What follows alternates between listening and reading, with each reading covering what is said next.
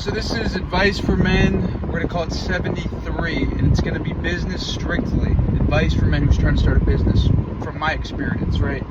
If you're trying to start something, you got to be so careful of the advice you're going to take from what parties you're going to get the advice from when you're starting a business. If you're talking to someone who started a business 30 years ago, at this point, they're probably more than just a small startup. Maybe it's still a mom and pop shop, but they've marketed, they're stable, and now they're generating income consistently.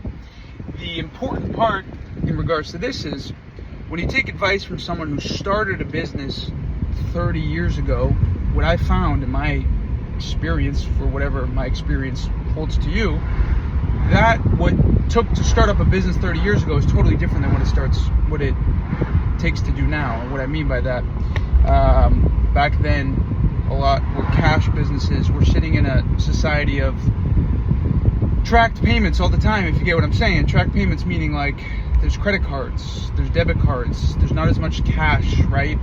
It's a little bit more strict, we're gonna put it.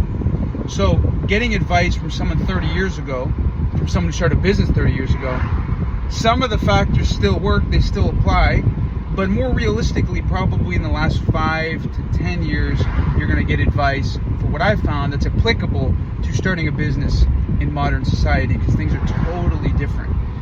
So be careful, because if you try to do what people did 30 years ago, maybe phase one, getting to phase one works, but getting to phase two, phase three is definitely not the same as what it used to be.